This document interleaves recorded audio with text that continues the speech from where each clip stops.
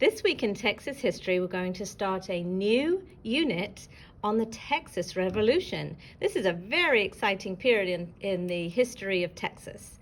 As part of that unit, we're going to read this book, Remember the Alamo by Cynthia McCarty. This is a very unique book because it is a storybook, but it's based on fact. It has a table of contents, a bit like a non-fiction book, and it has lots of pictures and diagrams and maps. They're called text features, which are going to help us understand the story of the Texas Revolution. Plus, it has a glossary at the end. The words that you see within the book that are bolded have the definitions in the glossary at the back, which is a very unique feature for a storybook. You often see that in a textbook, but not a storybook. So this is sort of a combination of a textbook.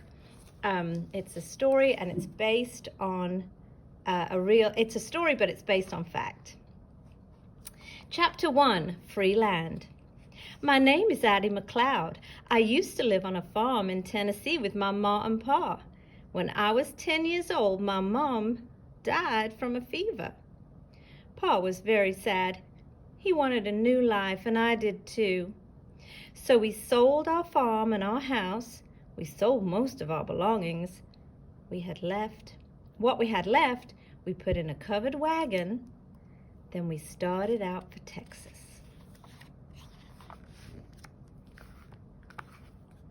I didn't know anything about Texas, so I asked Pa about it.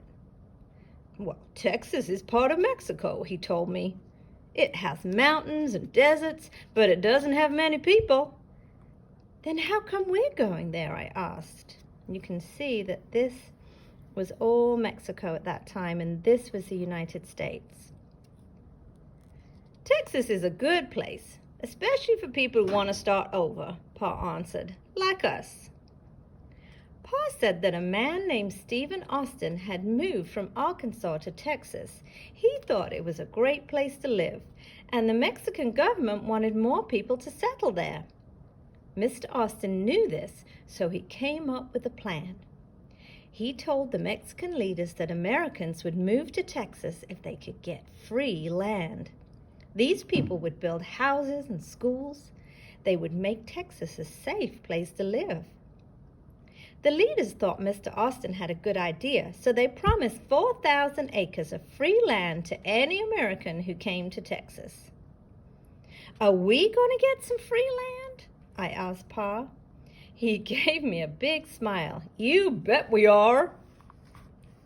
Here's Stephen F. Austin, and this is a picture of what Texas looked like back then.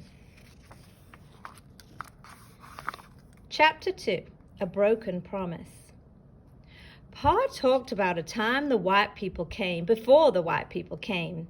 Texas had belonged to the Caddo Indians. They called themselves Tejas.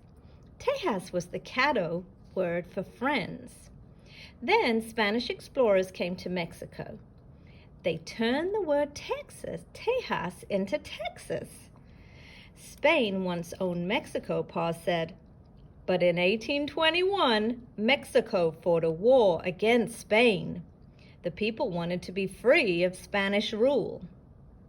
Look at the picture of the people fighting Mexico against Spain. Pa and I traveled many weeks in our covered wagon. Finally, we got to Texas. Right away, I saw how different it was from Tennessee. The air was warm and dry. The land was brown. The prairie grass was as tall as Pa. Pa and I got our free land. It was a few miles outside the town of San Antonio. San Antonio was the capital of Texas. It was named for the river flowing through the town. San Antonio was an exciting, noisy place. Many of the buildings were made of white stone. They glittered in the sunshine. Flowers spilled out of window boxes.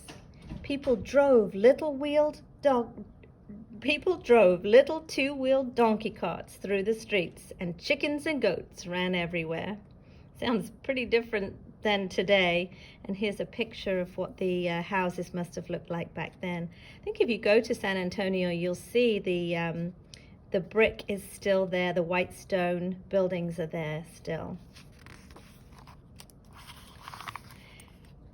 The women and girls wore ruffled skirts. They wore colorful shawls over their blouses. The men wore multicolored serapes over their white shirts. Now, can you see that this is bolded? That means that's a word in the glossary at the back. The glossary is like a dictionary, especially for the book that you're reading. Serape, woolen blanket. Loud, happy music could be heard from cantinas. And there's another one that we should be able to find in the glossary. Cantina is a restaurant or a saloon. There were several mission churches in the city. Oh, there's mission, and that's capitalized too. So mission is local church or parish that depends on religious organization for support. And we learned about missions in our last unit. So there were several mission churches in the city. Each one had a tall bell tower. One of the churches was called the Alamo. Pa and I didn't spend much time in San Antonio. We were busy on our farm. We worked from sun up to sundown. There's their farm. Pa built a cabin out of adobe. Do you remember what adobe was from our Native American unit? Brick made out of sun-dried earth and straw. So they built a cabin out of adobe. We decided to raise cotton. Some of the other farmers raised longhorn cattle. Every summer we had to pick the cotton. That was hard work. But we didn't always work. Sometimes we had company over, and then Pa would get out his fiddle and play a tune. A fiddle is a violin. My favorite was Turkey in the Straw. Pretty soon, everyone would be dancing. We called those parties fandangos. And again, that is bolded. So I'm going to go back here, and it says dance or party. That's a Spanish word. By 1833, some 30,000 Americans lived in Texas. Pa and I had been there for 3 years. Pa said there was enough room in Texas for a man to really spread out, and I felt the same way. I loved the wide open spaces. I loved the sound of the whippoorwills, and I'm guessing that's that bird there. I especially loved the wildflowers that bloomed in the spring. I loved to pick them. My favorite flowers were the big yellow roses. The Americans tried to be good citizens of Mexico. That's what we'd promised the Mexican government, and the Mexican leaders had promised us we could live in freedom. For a while, they kept their promise, and then a man named Antonio Lopez de Santa Anna took over Mexico. From that time on, everything changed.